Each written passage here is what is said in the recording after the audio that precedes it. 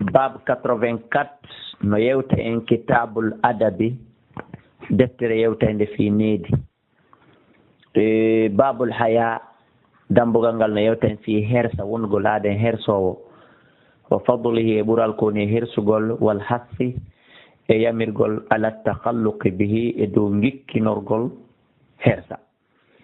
An ibn umar radiyallahu anhuma anna rasulullah wonde nelaɗo Allah sallallahu alaihi wasallam marra o feƴƴirno ala rajulayni e dow worɓe ɗiɗo ala rajulin kan e dow gorko min al ansar jeyaɗo e ansariyankoɓe wowa tawi kanko yaizu ahahu imo wajade siɗɗo makko on fil haya'i fi hersa. An kadi accu hersugol, an kadi ɗoytuka hersa ma seeɗa on no wajade mo ɗum. Fa qala rasulullah sallallahu alaihi wasallam on sa nelaɗo make da'ahu tertomo ta haɗumo hersa, ta haɗumo hersugol. Fa innal haya andu hersa min al iman ko jeyaɗum e iman. Muttafaqun alayh. Wa an Imran ibn Husayn radiyallahu anhuma qala wi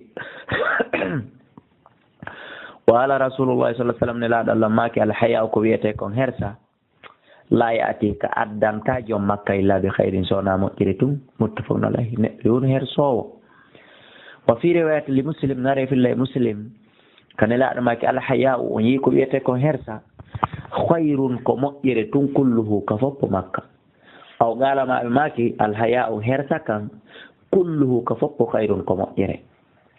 Wa abi hurairata radiyallahu anhu anna rasulullahi sallallahu alaihi wasallam qala make al iman gomɗinal bid'a wa sab'un ko pecce capanɗe jeeɗiɗi e goɗɗum aw bid'u wa sittuna maɓe make ko capanɗe jeego e goɗɗum shu'batan pecce.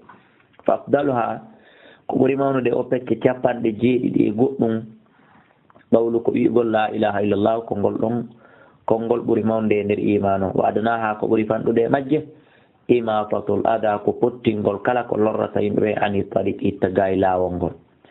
Wal haya ko wiyete ko hersa shu'batun ɗum ko salndu min al iman jeyaɗum e iman. Muttafaqun alayh. Al bid'u bi kasril ba'i sabu ko ba on wasa masa kon poccal ley wa juzu no tago kadi fatuha waɗugol mo poccal wiya badu wa huwa ɗum min as-salata ko ila tati ila al ashrati ha sappo. Wa shu'bat ko wiyete sandu al qit'a ko huntere. Wal khaslatu wal khaslatu ko ɗum woni e calum. Wal imatatu ko wiyete pottingol ay al izalatu ko ittugol. Wal adha ko lorrata ma yude ko lorrata yimɓe ɓen ka hajari wano hayre sino ka laawol. Wa shawkin e bullal sino ka laawol. Wa tinin e loope sino ka laawol. Wa ramadin e ndoniwil. Wa qadarin e tundeli. Wa nahwi dalika ko nandeta tawi ɗum wano foronwol banana wano ɓoggol wano poori hunkoya e ko nandita tawi ɗum pottina ɗum wano kartonji ɓuuɓuɗi fiita goɗɗo morto wano uddugol ngaykon uddetikum présanti ɗum ɗon fof muɗum pottina ɗum ɗon ka laawol. Yo noon on andi enen ɗi piiji wi'aɗi ɗo mo ittiɗi ka laawol fiita ɗi lorru julɓe ɓen ko jeeya ɗum e iman bal enen en tertike ittugol ɗiɗo ha en gayni bal en woni waɗayɓe ɗi toɗena ka laawol. Joni si goɗɗo wuppi koye jonno jiwu mum ko ndiyanɗa yaw hibbo yaɗan ka travaux e tarawo wiyaɗo yo hentine fiyo julɓe ɓen heɓa ka rewa. Yaw hibbanoya en ñogue ɗen ka tarawo heña ara. Yaw hibbanoya en ndiyanɗa heña ka tarawo ara. Bal no woodi ko ɓuri ɗum. Joni yimɓe ɓen no tufude duusuji muɗum ɗin tawa dendanangal tuudi kabine ndin e ndiyan lotorɗan ɗan fof ɓe ala jaɓude ɗan ɗo yaa ka nder ngayka direct fiwota ngayka maɓɓe kan hewɓay ɗum ɗon no mari fere.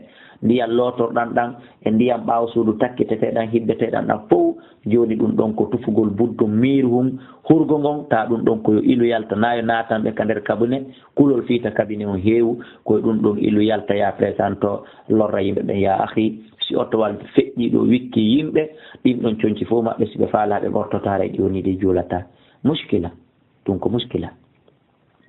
Wa nabi saydin al-khudri radiyallahu anhu قال وما كان لاتك رسول الله صلى الله عليه وسلم أشد حياء هي ɓuri sattude hersa min al adra'i di jomba jo min khidriha e nder suudu makko jomba ka woni ɗon. Ara noon ɗum ko jombaɓe araɓe ɓen goy ɓe gandi jombaɓe araɓe ɓen ko ɓe haaka ɓe hersata ɗon ɓe ƴetta e tiggare nden ɓe buuma yeeso maɓɓe gonta ɓe yetta ko na jombaɓe handeɓe ɓen.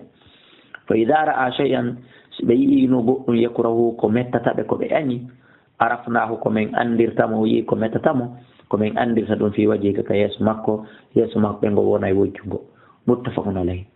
qala al ulama jomiraɓe gande ɓe wi haqiqatul hayaw ko woni tigi tigi hersa hulugun ɗum ko gikku yabasu imminaygu neɗɗo on ala tarkil qabihi accugol kala ko boni wa yamnaw koyno haɗa neɗɗo min attaqsiri immorde raɓɓinɗinagol fi haqqidil haqqi e jonnutugol haqqe jon haqqe.